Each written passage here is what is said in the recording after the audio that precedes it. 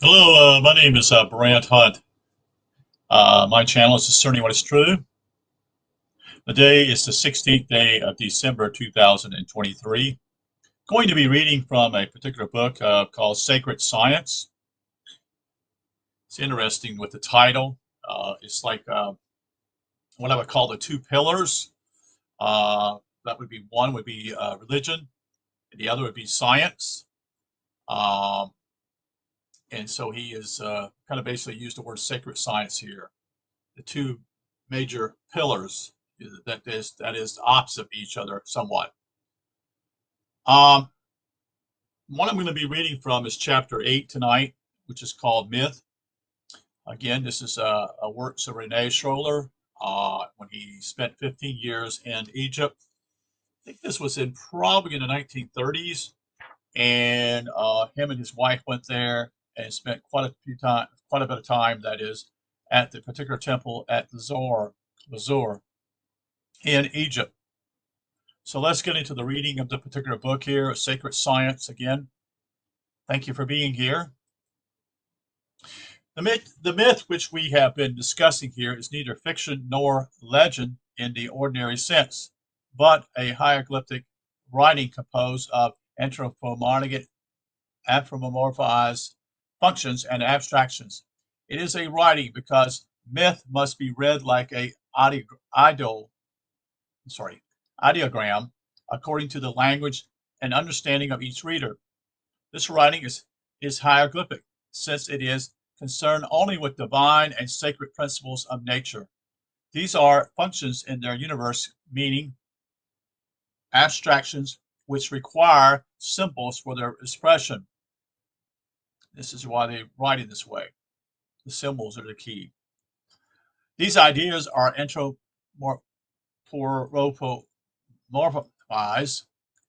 easy for me to say, anthropomorphized, not humanized, because man, in the cosmic sense, as nature's ultimate product, bears within himself, or better, has within himself all the principles and all the functions. It is not in this sense, however, that myth is generally considerable by those who write about it. It has been seen as a primitive expression of thought, or as being pantheistic in character, or again, as idolatry. At best, as with the pharaonic myth, it is treated as a synchronicity of sign symbols, travel customs, and various theological systems. In our definition, myth is the means of expressing employed by sages who teach the esotericism of natural fact inexpressible in words. To be achieved is a historical transcription of natural philosophy. It involves neither a systematized teaching nor the recital in a rational sequence of the becoming of things. The world opus has as many aspects as there are embryonic types for the fetal birth and of the world king. The pro-conceived aim. No single road can be followed. All paths must be integrated into the myth. Whence its seemingly disjointedness, one's foundation nevertheless underlies the whole. The latter includes what pharaonic Egypt called the three mysteries, that of Heliopolis, Memphis, and of Thebes, about which we will speak later. The teaching of myth is a necessity, functional. It relates facts and concrete objects perceptive through the senses and through human intelligence, serves as basics, but it is not these things which are described. They only serve as a fulcrum in the evocation of functions, universal in character. This is the true meaning of symbology. The aim is the teaching of a science which is knowledge revealed. A Gnostics never transmitted by direct transcription. an impossible task. Though no mystery remains unknown, still Salvadorial science includes in its application numerous rites whose effective realization depends on the spiritual preparation of the celibate. Sacred science as taught through myth concerns the human being and is addressed only to this being, nature's final actual issue, because the human being logically recapitulates all the aspects of gestation preceding his birth as a human creature. Pharaonic myth myth therefore anthropomorphize the function rather than they humanize them, or as did the Greece and Rome, as is Greek and Rome, that is Greece and Rome. Sorry, got something in my eye here. The human body specifies by a characteristic sign, scepters, crowns, gestures, attributes will be the support of the symbol because it epitomizes all the functions. For example, a woman's body with the head of a cow signifies the femininity of the animal as well as the maternity characters of the woman. But the animal itself takes on a sacred character because it is the incarnation of a specific quality and function. Only our misguided mentality could venture to speak of zoology, taking the representations of the animal as the image of an idol. In the pharaonic spirit, the animal is not adored but reverent as the incarnation of a specific function of which it is the symbol. It is the functioning, is the function it's as the neater and not the animal. Thus, animus as a black jackal portrayed lying on a closed treasure chest under the title of guardians of the secret treated as neater. However, animus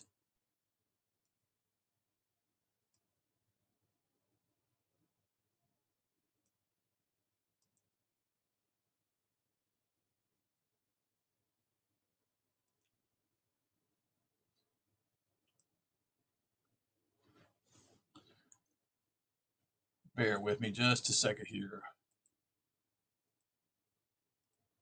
I have some issue here. So, thus, Amadus as a black jackal is portrayed lying on a closed treasure chest under the title of Guardians of the Secret, treated as neater. However, Animus is simply depicted by a jackal head on a human body because the function characterized the jackal is the neater of digesting, an essential function of life. This is why a jackal head is placed as lid on the canopy jar containing the stomach and sometimes the small intestine.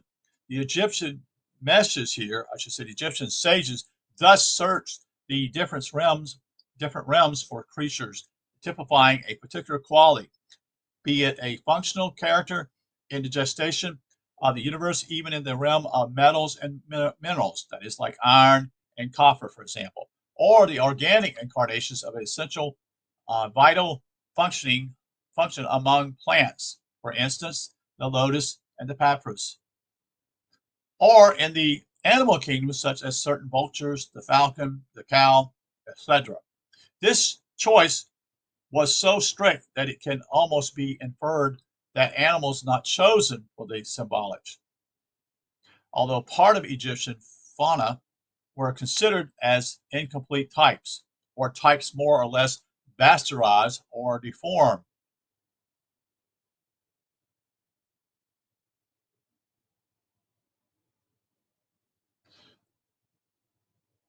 And I'll show you the jackal here.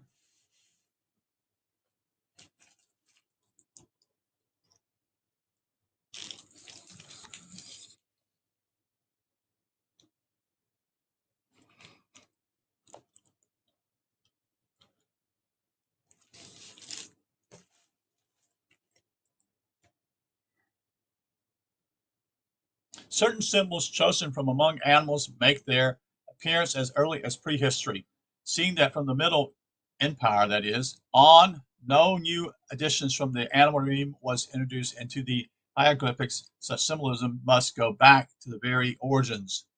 With the symbology, man becomes the support of the vital functions which were realized in the animal state.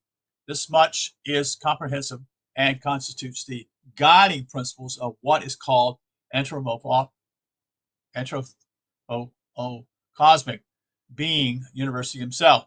Man can know of that universe on which he rests nothing but what is functional incarnated in him. Quite another matter is the reason and explanation man gives of the phenomena which his senses register and which he perceives as being outside of himself. This strange return reflection of our interior projected outside of us, resulting in the phenomena of mind.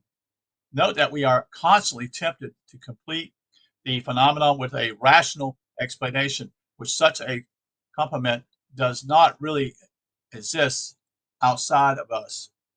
Thus, for example, we complete a musical scale by rational means when no more than two tones, only a basic proportion, are given. The musical example is typical of such complementation, but can be appreciated only by the correct placement of the principles of harmony.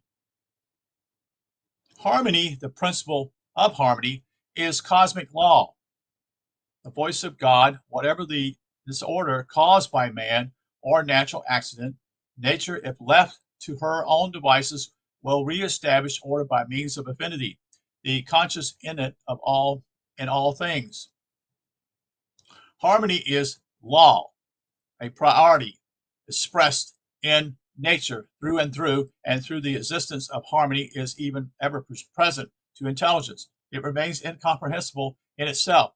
Whenever a proportion is given, be it metaphysical, in the initial scissions of oneness, or in the uplifting of a living cell, there is always a consequence which we call the scale of seven.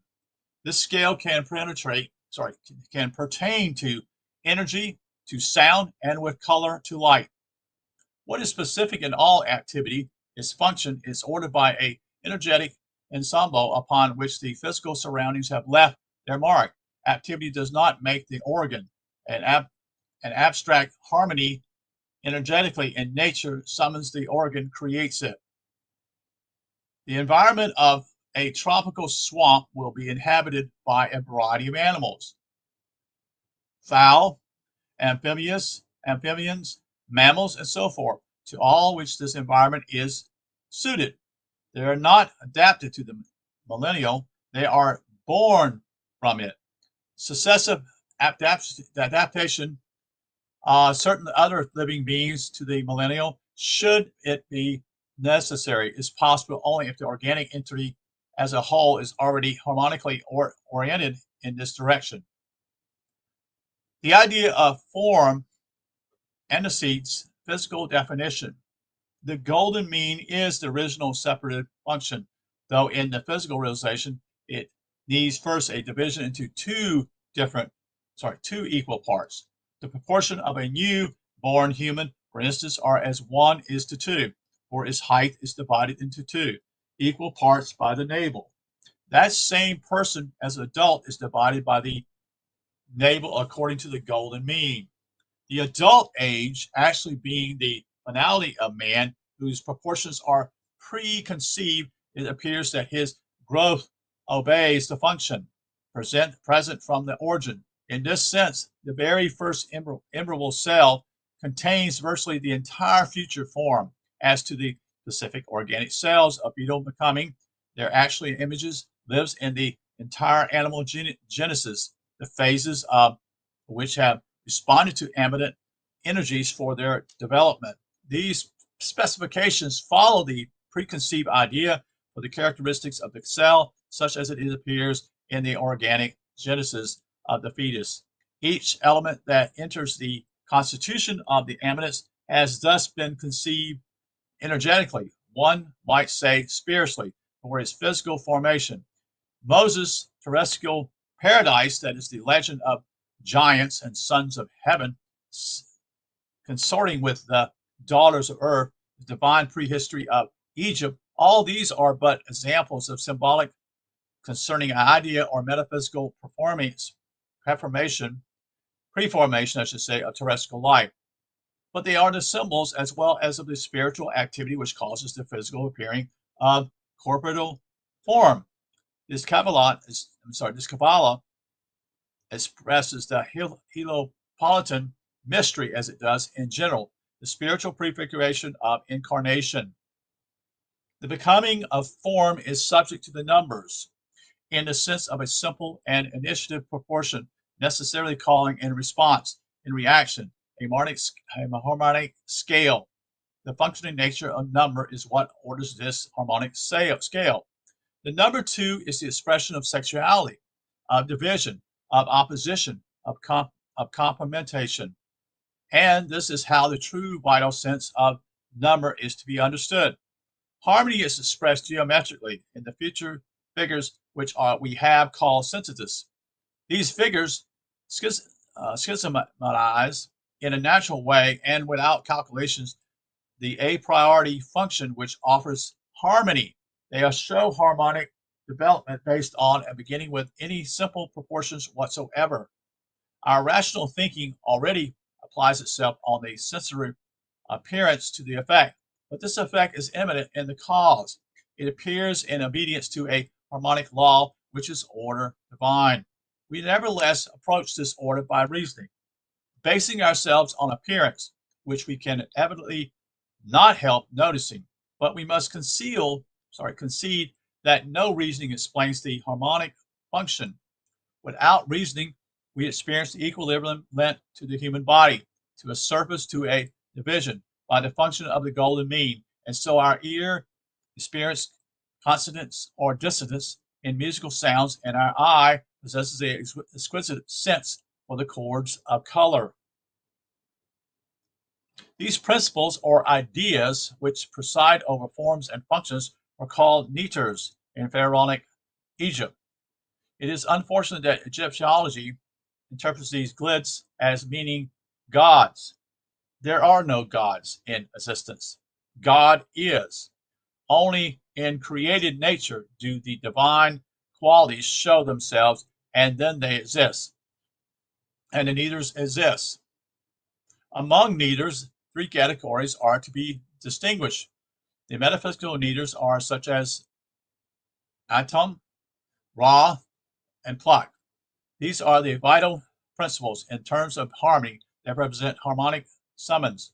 The cosmic neters, which are seasonal, variable as it is all a creation, they obey the laws of life and of Genesis in general.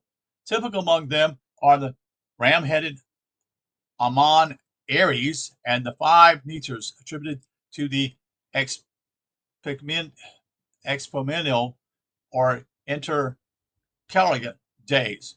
They would be Osiris, Seth, and Isis, and Nebuchadnezzar, and Horus. So there are 5, that is. They depend directly on astronomical and astrological harmony. They are the harmonic reply to the summons. The natural neters, which are the functional life of natural objects such as nets for harvests, Hapi for the Nile, Selkit for childbearing, Apet for gestation, the vulture net habit for incubation, and so forth. They preside over all reproduction and regeneration from mineral to man. For the metal is live, or live in its lode, L-O-D-E. Metaphysical neters are principles of the universe, that is. They are direct creations, are not engendered by nature, and are represented as having no navel, as with atom, for example. The neters in general are considered to be without cranial skull caps, which means they are devoted of their own or arbitrary judgment. They are powers acting in a set way, the determination of which is made clear by a crown, by a symbol, or by an animal head. They cannot of themselves modify the organization of their activities. The principle does not act, I should say. The principle merely betokens the mode of action. Yet for ancient Egypt, there exists a principle of principles, neither of neithers, neither neitherary, nameless, and truly the concept of a supreme deity, the one and only inconceivable oneness, sole, singular cause, actions pleasing to the neither of the neithers, remain in a state of harmony with divine order. Actions displeasing thereto go against that harmony. Evil consequences naturally result from such actions. The aim of the superior man, the desired goal, is to enter consciousness into that harmony. In no way in harmony a human endeavor. It is a supernatural state of being presided over all vital phenomenon, a state that presides and not one that obeys. The neiters are the expression of this harmony. They order affinities, command concordance, give rise to forms and signatures, and exercise authority over the phases of becoming and of the return to the source. They manifest light. Furthermore, the philosophy of the neither's character is transmitted by legends, which vary with every man-centered or temple. This must be so because of the same mode of action or principle changes aspect according to the millennial where it attains. The action of fire is different upon fire, but for instance, than it is upon water, air, or solid bodies. The mysteries of Heliopolis, Memphis, and Thebes, revealed as Heliopolis, is the creative act and the appearance of Tum or Atom, as well as the Ad Dog, which is the analysis of their creative act. Taught at Memphis is the work of Ply, which is the giving up of form and the emanation of these forms. At Thebes, the fruit of this genesis is defined through Adamon, Mut, and Konzu. At Hermocrates, the millennial of generation is found described through Tel Huti, or thought connecting the three mysteries. The teaching of these centers constitute a whole that cannot be segmented. Yet, through the universality of their respective mysteries, the myth of each temple retains an aspect of totality.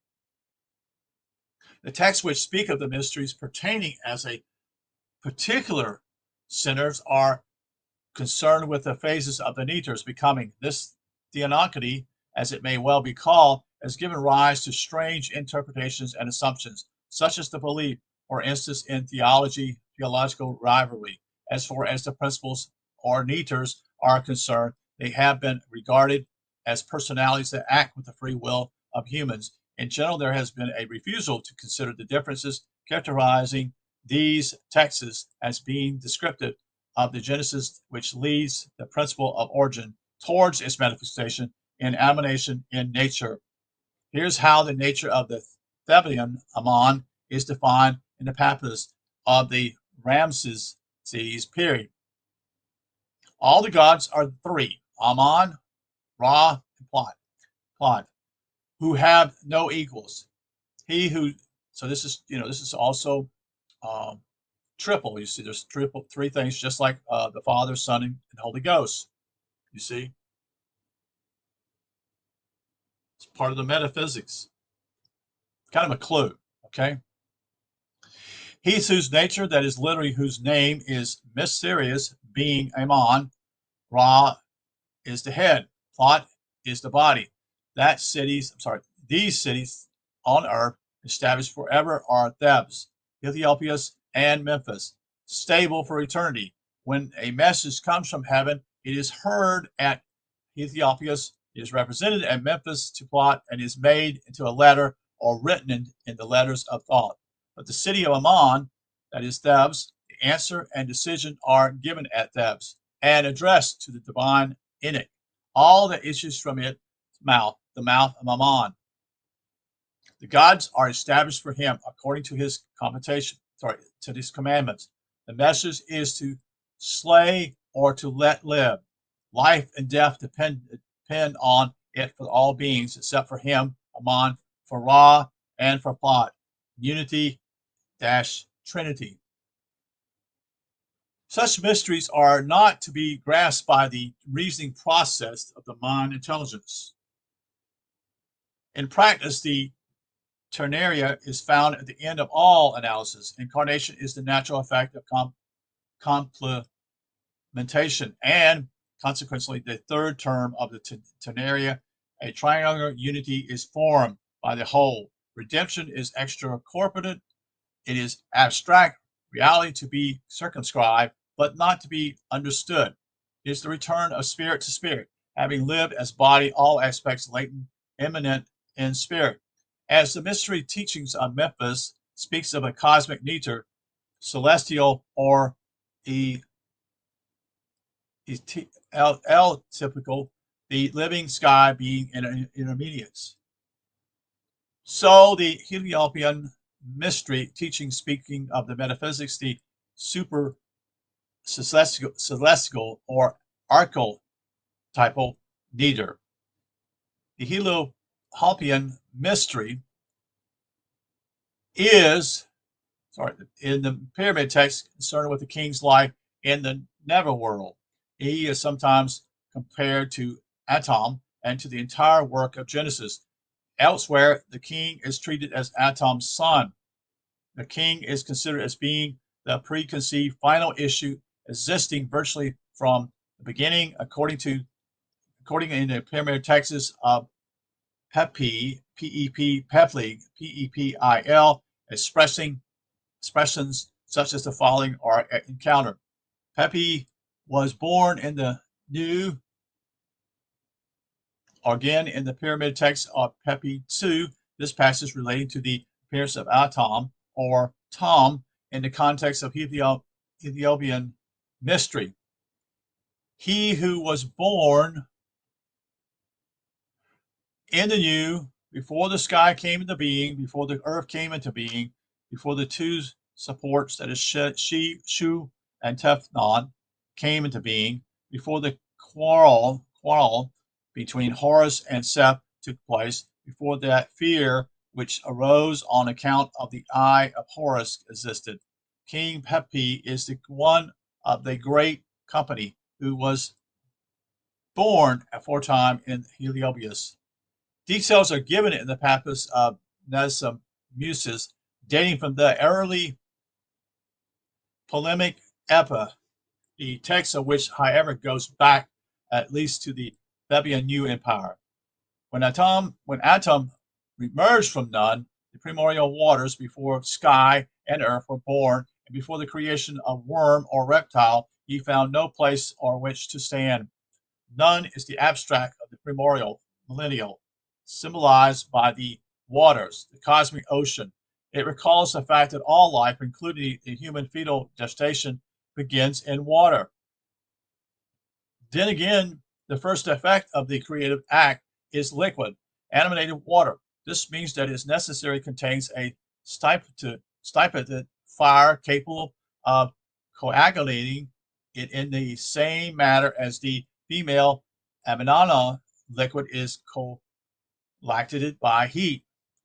Thus, Tum or atom is first an invisible coagulating fire and next becomes water and coagulating into fire containing earth. Therefore, Tum is simultaneously the impulse to life in a material appearance and the negation of the sole singular being of origin. That is Adamic Tum, the term of negation. Tum became, you became high like the primordial hillock, you rose up like the the bird of the Ben stone in the mansion of the Phoenix at Heliopolis. You sped out, Shu, you experienced Tephne. Thus did Atom arise, but there was no site where he could stand, and he arose like a hillock. Can there be any doubt that in fact Atom himself became that hillock? The mysterious and divine actions of the primordial decisions of oneself occurs in none. Thus, millennial is likened to the primordial ocean, which will coagulate into the first earth, thus incarcerating into fire. The latter in Memphis is called plot, with the metaphysical fire produces effort in nature in the perceptible universe. In an incomprehensible matter, the Heliopopian mystery realizes a living water as well as an equal living black and red earth. The black earth is a curse, the Scythian jailer of divine light. The red earth is Horon, as Philosius says, quote, what the artist can see with his own eyes, end quote.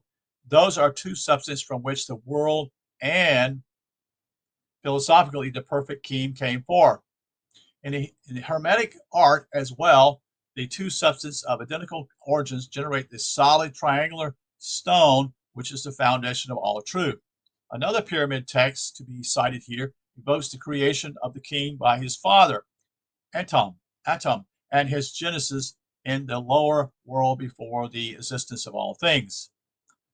The mother of Pepi, who is in the world of the transposed sky, formed him.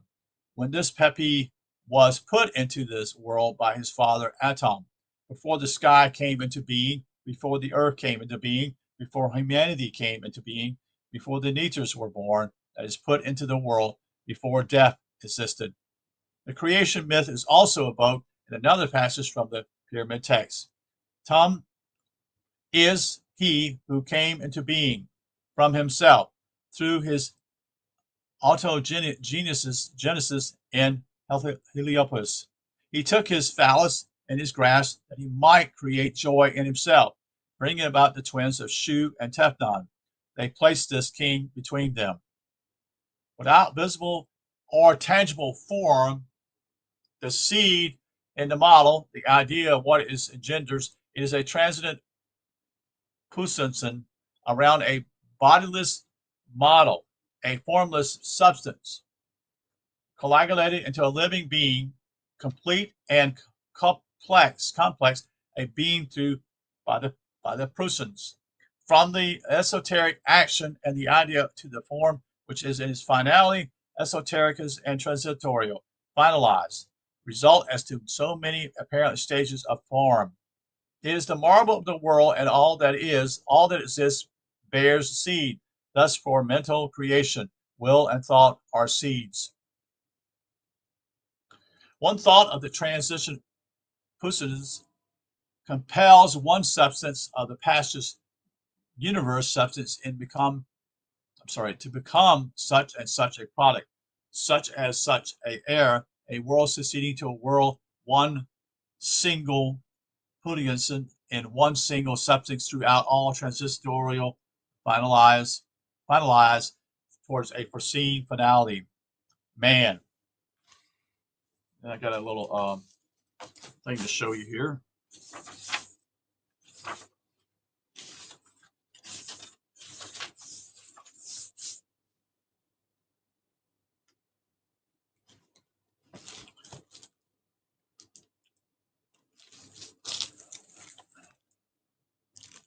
Hope you can see it.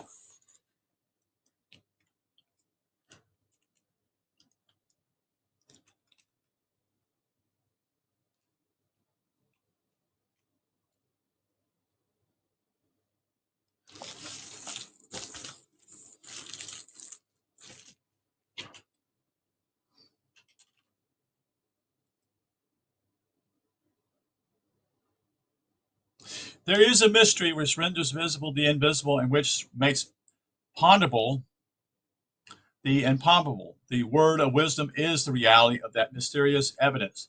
What is invariably in the law of Genesis forms the basis of traditional philosophy. To quest without these guides leads to an impasse or to nothingness.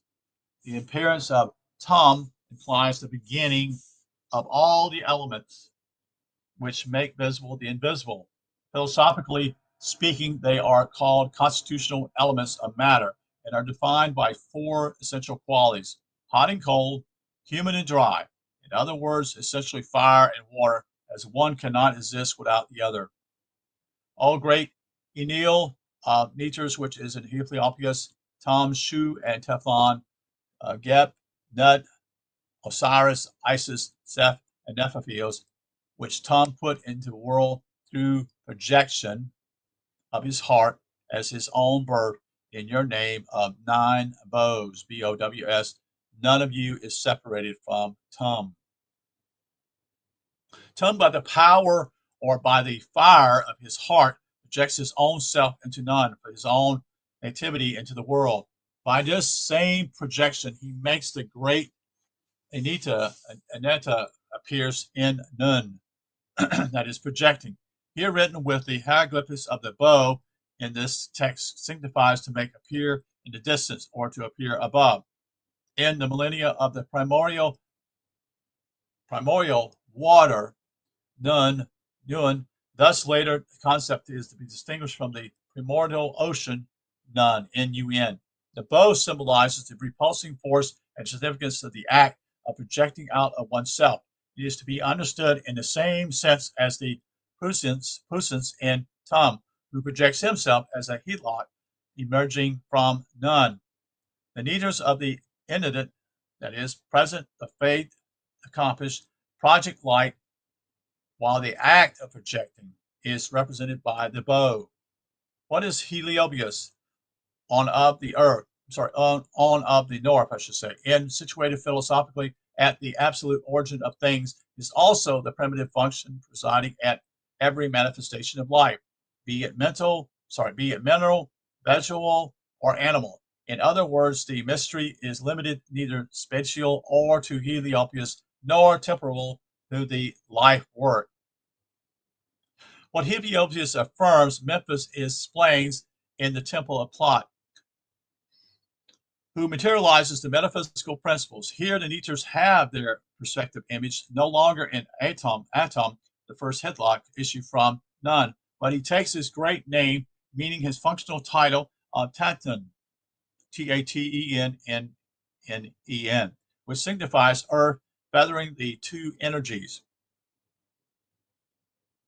The ancient empire text, taken up again by Shabaka in the 25th dynasty, next enumerates the 8 names of the 8 Neeters who have their form in Plot. The primordial action corporified fire. It is the heart of Plot and Tatamnun, which makes all that exists, and like Adam in Genesis, his tongue names each thing. Plot is found as heart within each body, and as tongue in the mouth of each Neeter of all men, of whatever lives, and that is he who thinks as heart and who commands as tongue anything that he desires. Yet the 9 Neeters are the teeth and lips of Plot, mouth, which utters the name of all things. What the eye sees, what the ear hears, what the nose breathes, all that is communicated to the heart. It is this, the heart, which makes all knowledge manifested, and it is the tongue which repeats what has been been taught by the heart. Thus were born all the Neeters, and at the end it came into being. Every divine utterance manifested itself through the thought of the heart and commandment of the tongue. The text of Baka, I should say, epitomizes the entire mythified teachings. It concerns the work of Plot, whose reality is the active primordial fire incarnated within Tum. The latter is the effect of the creative act described in the Ethiopian mystery text. Plot himself is in it, that is E-N-N-E-A-D. The tongue of Plot has named everything through his utterance, expressing what the heart, that is Atom's fixed center, has manifested. Then Plot was satisfied after having made all things and all the words of the Neeters. In truth, he caused the Neeters to be born, creating the cities, establishing the nomes, and installed the Neeters in their place of adoration. He determined their offerings and established their sanctuaries. He made likeness of their bodies according to their desire. Thus the Neeters enter into their bodies of every variety of wood, every type of mineral, every type of clay, and all kinds of other things which grow thereupon, in which they have taken shape. As insurmountable of all that was vegetable, Plot is it hepatic men, M-I-N, there remains the need for a womb-like millennial to receive the seed after the living or animated water of Isis has delivered it from the prison, coagulation whose ceph keeps it jealously bound to earth. In this phase of dissolution and vegetation, none but the fact of creating teflon makes a living water, which the Hebrews Kabbalah calls ethmagin, Ethmajin, whence the Arab Ashmolean, which designates the ancient city of Hermophilus. The theme taught there was concentrated to the aquatic and lunar aspect emphasized by thought and Tehillah. At Memphis, the principal Nun, Atum, and Shu to Tebnot becomes the triad Plot, Sephmad, Hathor, and Nefertitium. Hathor is the aspect of the female matrix in Setimet. The animated water of Kamune, that is Hermanophagus. Nephilim is the locust, the seed-bearing vegetable which brings forth fire from water. This mysterious hermetic water is the bond between the beginning and the ending of the cosmic opus.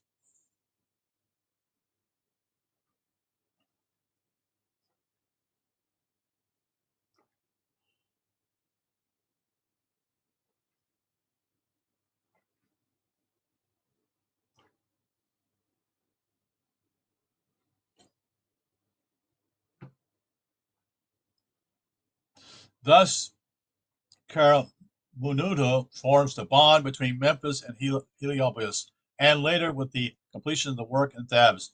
The light comes forth from Kamuna, first as sun as physical light, as a result of genesis and subtilization.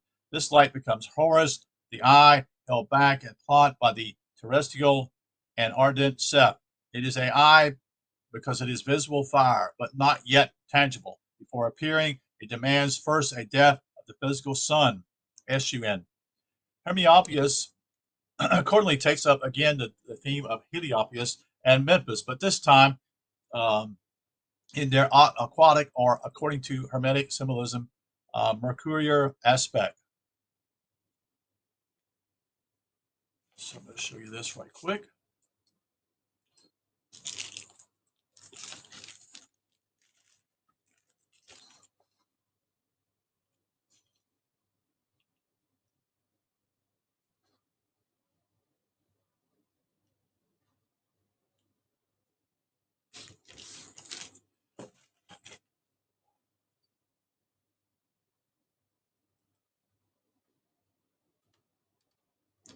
The king kneeling before Plot and Sekhmet. Plot holds the three principles, Dig, Ankh, and UAS in his hands.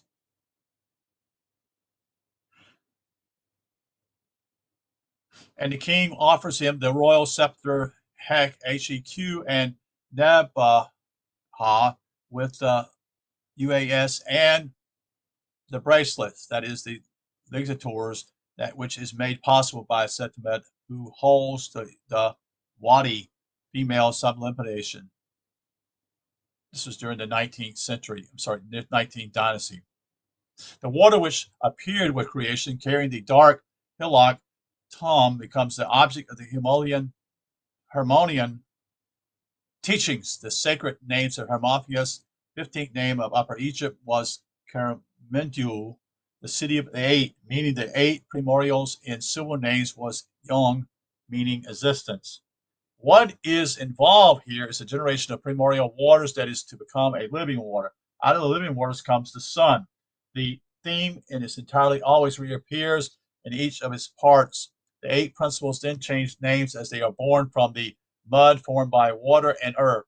They become serpents and frogs under the names of night, obscurity, secret, and eternity. 4 males and 4 females, all living together in the mud. The crawling serpent and the frog, that is Batracha, emerging from the water to become terrestrial. Together form the eggs from which a goose was born.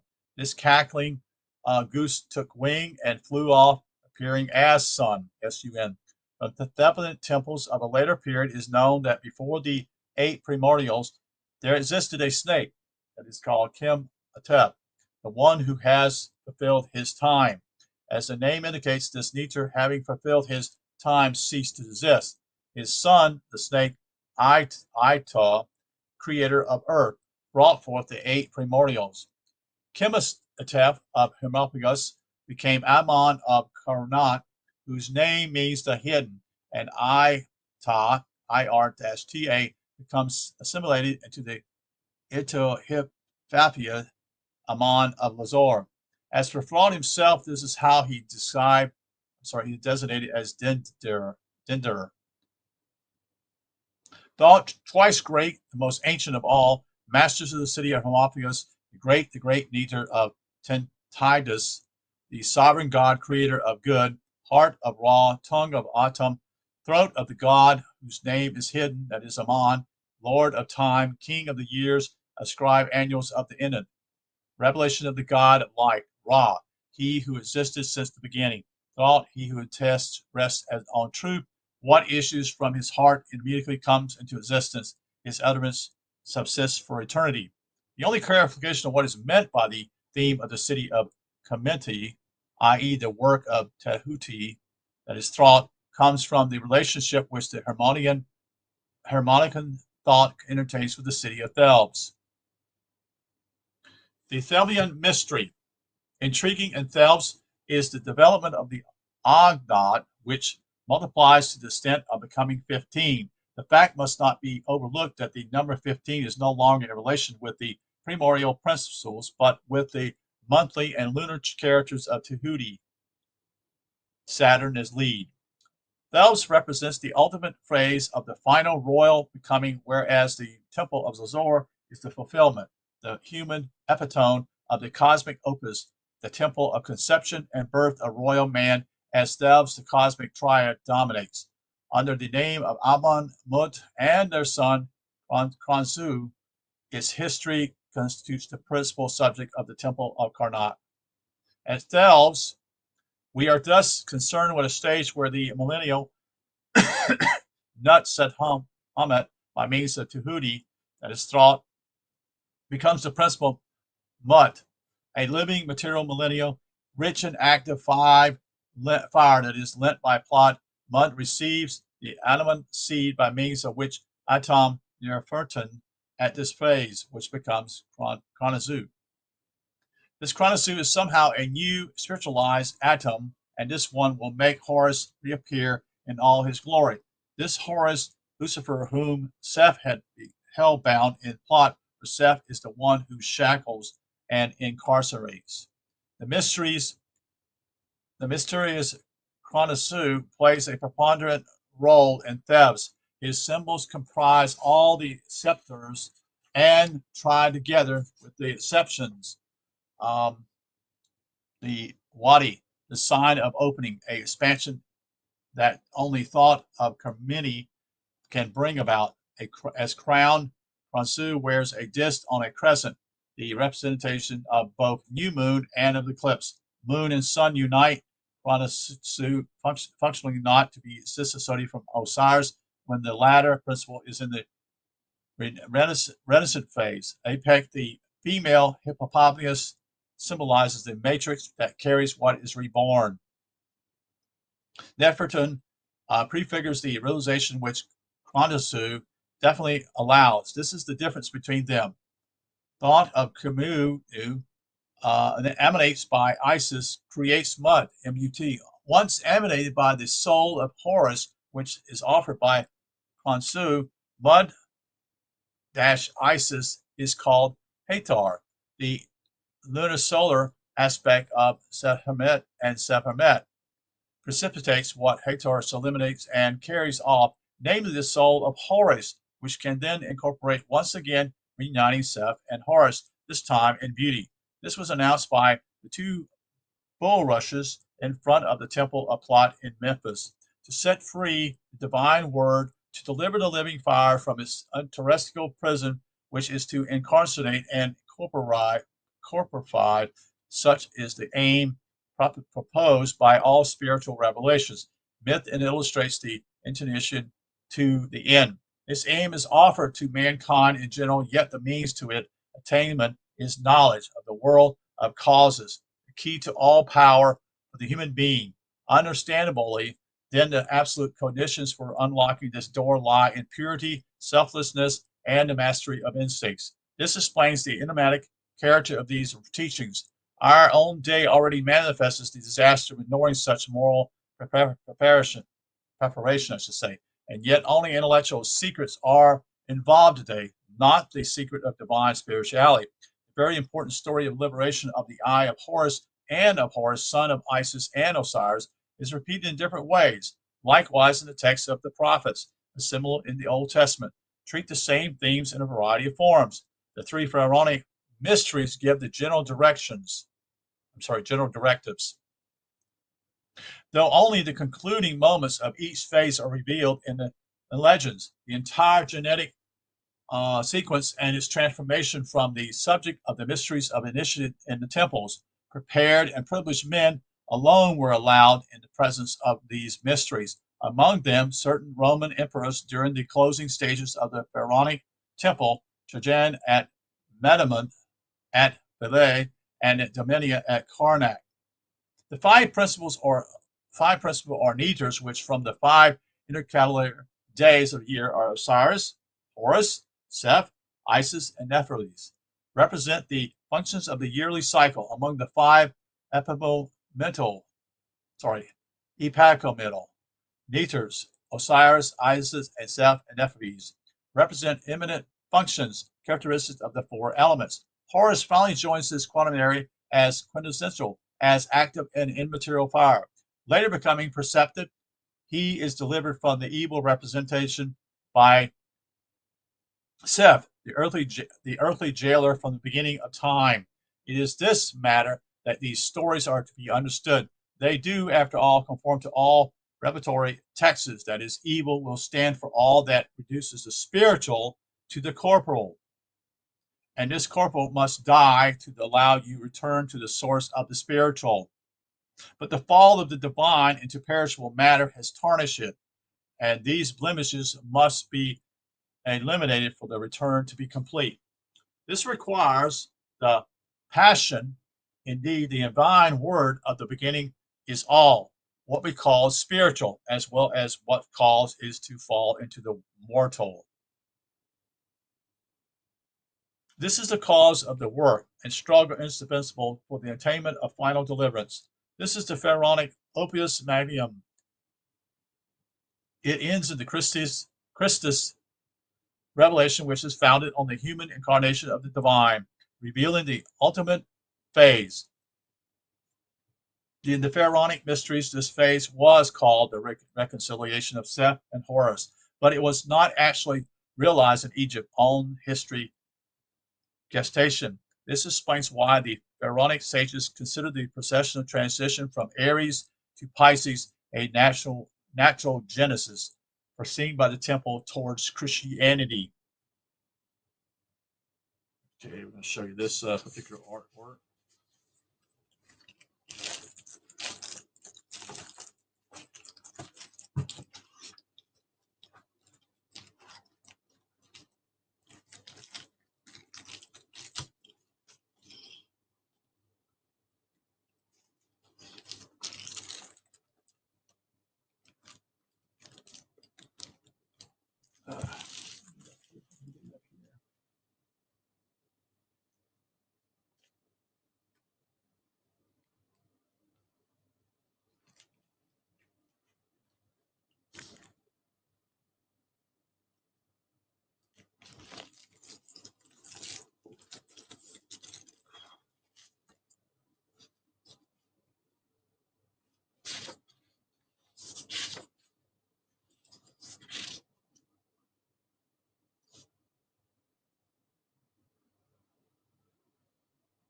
Okay, so the first Christians in Egypt had no hesitation about adopting pharaonic symbolism to the new revelation, the crossing through the cross, for instance, and the basic concepts of the superhuman history of royals becoming such as it represented in the temple.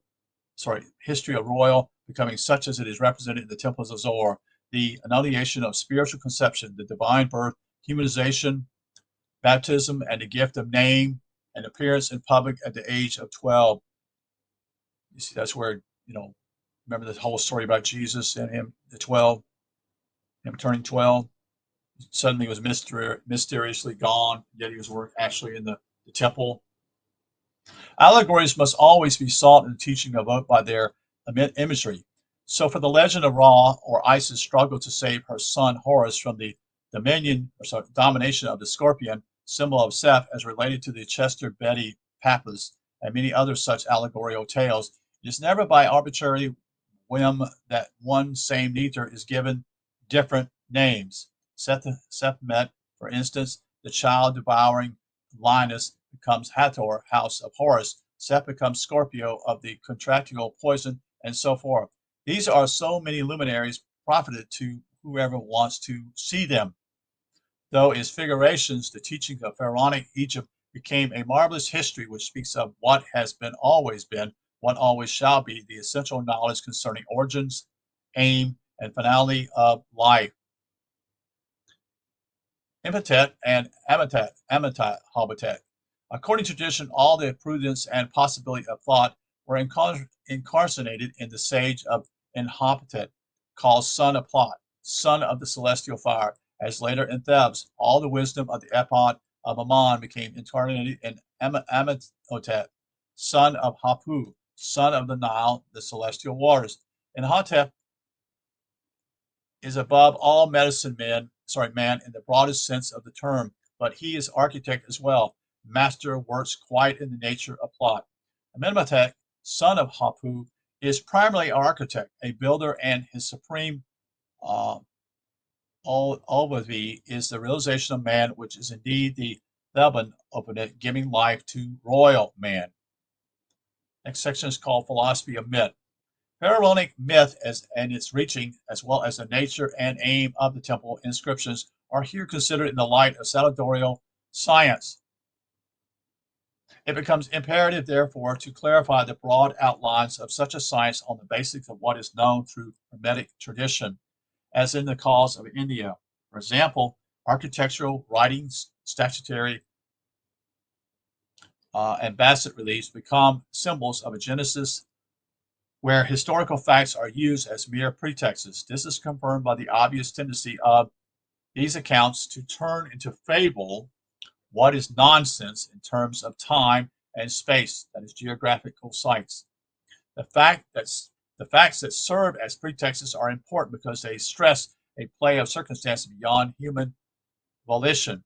The will to the contrary is evoked and facilitated by the cosmic ambivalence that makes the fact possible, the action willed by man. Hence, there is a relation between these facts and the esoteric meaning the myth aims to reveal. But when wisdom speaks, the historicity of the fact itself loses all importance. Obviously, there is history of the Pharaonic Empire, but it is not transcribed as such as the temples, and the figurations of the kings are certainly not portraits, even if there might have been some resemblance to the features. The mystical names of the kings adapting the basis of the cult to cosmic time, the styles, the typical character of the temples, all conform too closely to the traditional knowledge teaching for any doubt to remain regarding the intention. It is a deliberate transcription of thinking humanity highest goals and the most exalted promise made to mortal beings, to bear proof of divine reality and to demonstrate experimentally the reality of the supernatural. What value would there be in this description of supernatural life and of the avatars of the being after the body dies, where there is no tangible proof? What explanation would there be for the similarities between what is recounted, for example, in the Tibetan Bardo Thodol, Thodol, and the Vedas and the Upanishads of India, and in the collection of texts designated as the Pharaonic Book of the Dead? These royal tombs with their paintings depicting life beyond nature, can they really be dismissed as fantasy and sham? The perfection and richness of the objects surrounding the royals, mummies, indicate a high civilization, and each of these objects obviously has a symbolic meaning connected to the teachings of a superior way of knowing that escapes our rationalism. Can it really be said that before the day of our pretentious science, humanity was composed solely of imbeciles and of the superstitions? At all times, from the remotest known antiquity, religious traditions, including the rites of the Catholic Mass, have proclaimed the self-same truth. This truth is translated through knowledge of the divine boon divine boon granted to humanity. Recognition is origin and its aim, and the possibility of conscious return to its source. That's what we're supposed to be about. We need to go back to consciousness and being spiritual, you see, and return back to source, where we became source being God. Sacred science provides proof of depths the apostles of wisdom know and affirm. We must grant them our faith, for unless we attain to the same illumination, our endeavors will never transcend the natural, hence never surpass the mortal. On becoming, here are the broad outlines of the teachings. In order for an undefined being to become a definite being, a seed is necessary. The seed or impulse determining the underdetermined can effectually either a universal determination or a particular determination. The ordinary natural effect is a determination is particular by the seed. From the first impulses, there's the stars, a genesis towards the realization of the aim or fruit, and this genesis obeys immutable phases. The same process will ruin everything that is similar, determined. Every time any seed whatsoever gives the impulse to a determination of absolute being, whatever is thus called into existence is indestructible. This being, no matter what form it may take, and notwithstanding the decomposition of deaths the form undergoes, thus being will be indestructible and can only return to original being through gestation. Gestation consists of acquiring through the coagulation seed power, a nature like to the nature of being, which was coagulated into transient form. For example, if a moving ball, that is the activity of an underdetermined being, encounters another ball in repose, the seed, that is obstacle, an exchange of energy will occur. But if as a result of the many shocks received, that is the shocks of death and rebirths, that's your part of your reincarnation, the inert ball is put into motion, and this motion becomes alike to the motion of the active ball, which then there is equally, there is no further exchange of energy. There is identity. Existence ceases as phenomenon. This image conveys first the effect of the determining seed through its resistance into the infinite activity of undermined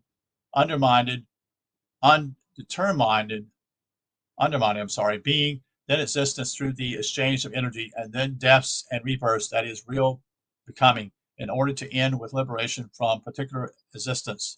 Existence in particular and the phases of the genesis of the particular form serves as general symbol to describe a becoming which involves three essential aspects. First of all, the seed produces a schism of the undefined into definition. This is what is called corruption.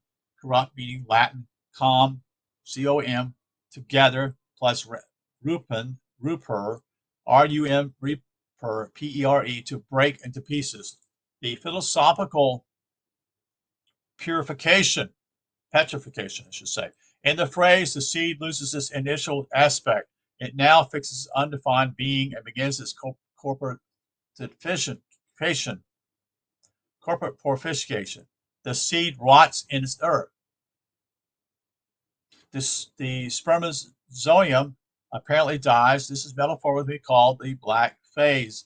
This original schism produces at one and the same time the root, black in nature, that is the chloron and placenta, and the germ, the embryo and the amnion, white in nature. The second aspect is white. This is the vegetable phase, given form and body to the undefined. Nourishment and respiration gives life to the being now determined. The black impurity has been cast away below. The third aspect is red. It is amination, the completion of the fruit, the concretizing of the original and abstract impulses into a particular form, which can give forth a new seed and then die again. These are three great phases of Genesis, which are constantly evoked in ancient Egypt and which can be found at the basis of all its symbolism. For example, the sacred scallop, or the beetle, is the hieroglyphic designating all transformation or evolution. The life of this insect presents the following characteristics. The scarlet lays its egg in a pellet of dung, which buries underground in absolute darkness. The black phase, which will last for about 1 month until the egg reaches maturity.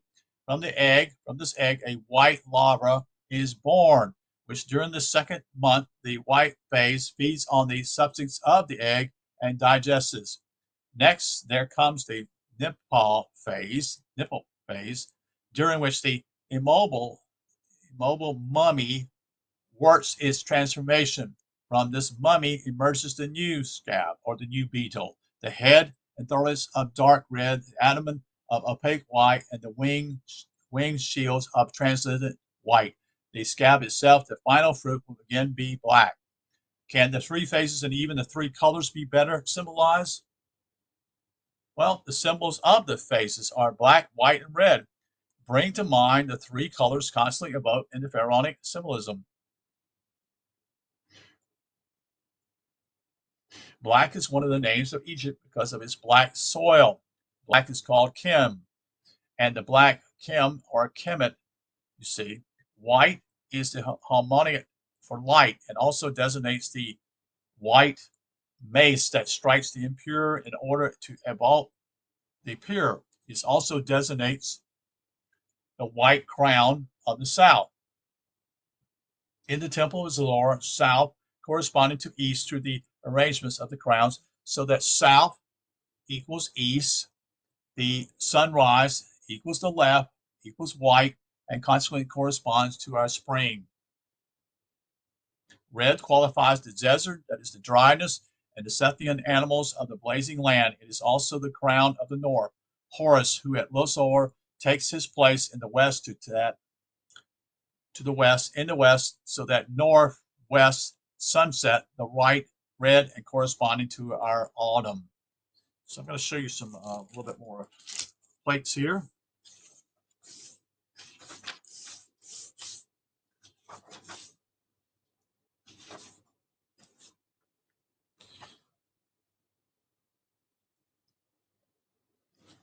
Okay, so this is it right here, what we've been talking about. Interesting colors, black, white, and red.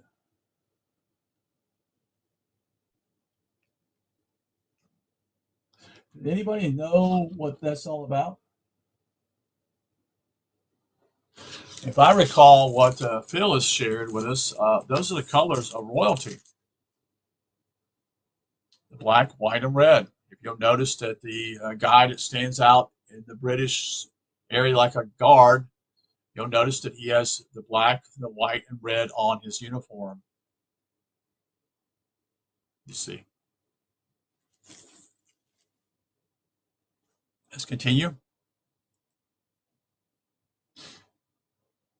Red qualifies as desert, dryness, and the Scythian animals of the blazing land. It is also the crown of the north, Horus, who at Luxor takes his place in sea, so that the northwest sunset, the right, equals red and corresponds to the autumn. I said that earlier, I'm sorry.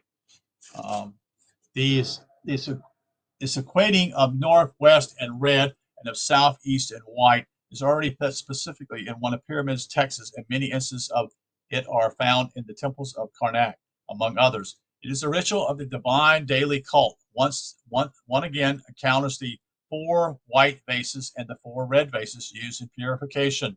The 3 aspects of Genesis can also be approached from the 3 seasons of the pharaonic year. The part season, that is the pert season, P-E-R-T, winter, mid-November to mid-March. The part pert means seed, to emerge. The meaning of the of this denomination is the emergence of the black earth when the flood waters recede, an annual repetition of the creation myth. When from the primordial waters the first earth emerges, the earth is Ken, or Kem, the black. The SHMW season, spring, summer, is mid-March to mid-July.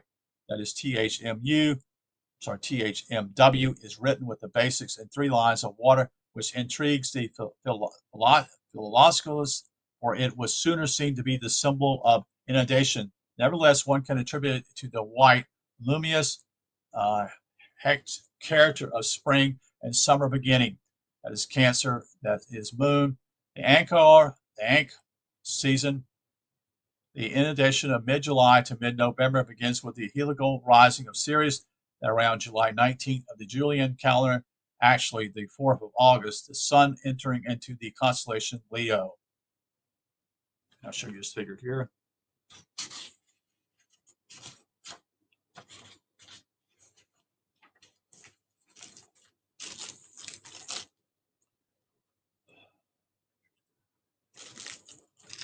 Okay.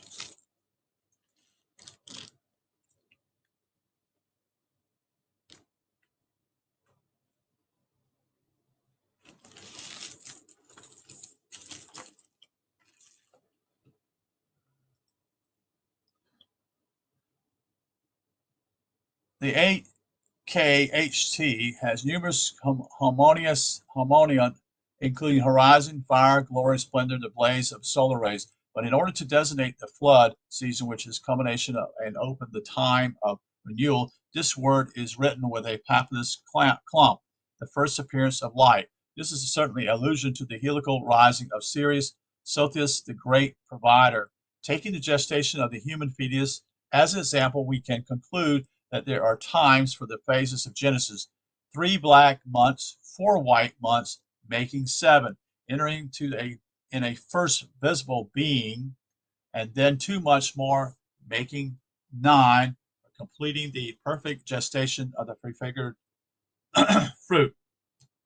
The colors are to be considered a quantitative aspect, and the months as temporal success of the beetles reunited the two. The colors and center of the myth.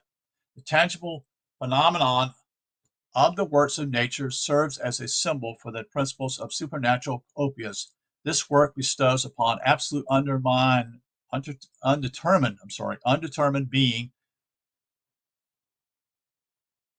in existence, which is no longer particular, but which has become universal, adaptable to every form, the king. This is a great mystery, a secret never unveiled save through the enigmas of myth. First of all, through the 3 centers, Heliopolis, Memphis, and Thebes. The Heliopopian mystery speaks of Tom's self-creation emerging from the waters of none as the undetermined being. The black aspect, it corresponds to the chronological of the Pharaonic Empire in the 3 prehistorical months consecrated to the twins, the Shu and Tefnon.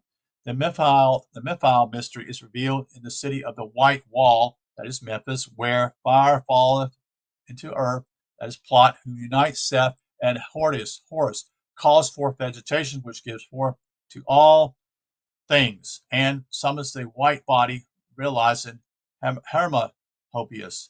The red Horadian emanation is presented at Thebes, and the symbol of Thebes is the Yuz, called Key of the Nile, the principle that makes for returning the Horadian flux, and is issued from the plot of Origin, Horus the Elder, with the completed work of gestation, Horus the son of Isis. The analysis of these aspects and phases is given at Abdor, A-B-Y, Abdors, for the white as Dinder, and at Elfu for the red. But all the functions are explained in that basilica known as Karnak, while the cosmic meaning is as specific in the temple of man, that is the temple of Lazor. Indeed, all the moments of this Genesis are consecrated by different temples. It is therefore impossible to untangle this maze without knowing its aim and general guiding principles. These sanctuaries are always located on sites corresponding geological and biological to the theme represented by their architecture and inscriptions. This corresponds to the fact that natural plant and animal life is always adapted to the vital influence and the flux of specific regions. The work of supernatural Genesis must obey cosmic imperatives that are specified, meaning particularly defined in natural life. This succinct and general image of the supernatural opus includes a multitude of details for each aspect and for each part of each phase. Thus, for example, the black aspect specifies the general principles of what is or becomes fixed, the foundation, the seat. The active living principle of the first fixation, which is Tum, T-U-M, the black, is symbolized by the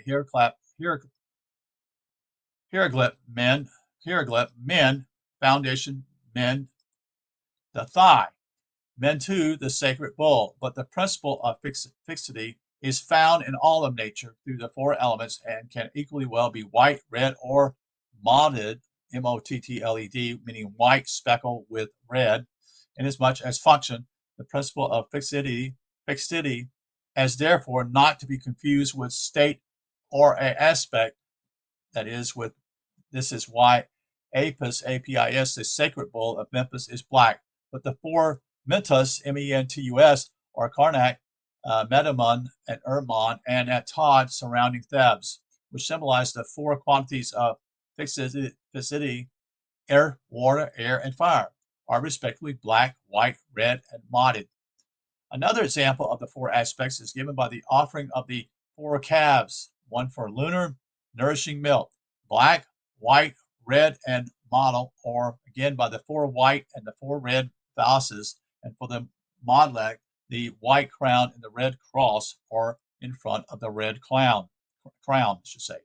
Here the vision of Zechariah 6:1-5 comes to mind. Quote, I turned and lifted up my eyes and looked, and behold, there came four chariots out from between two mountains.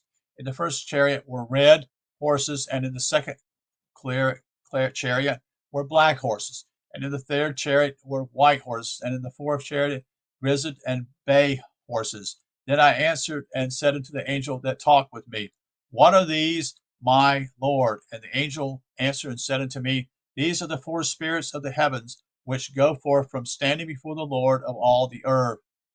But we also find these principles as neters, or as cosmic functional principles. In that case, they are represented by the elliptic Ammon, bound as a mummy, standing and provoking emission of the white seed.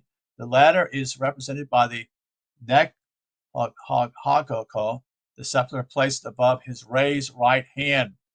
One must learn to reduce the multiple aspects of the same idea into a simple synthesis principle. Otherwise, the multiplicity of symbols will only confuse all understanding. This multiplication of symbols of one singular purpose and principle also has its reasons. As the effect is general, analysis shows its aspect of the multiple applications and the various moments of its genesis or manifestation. Myth is the exhaustive study of the multiple effects of simple causes. The correspondence of numbers.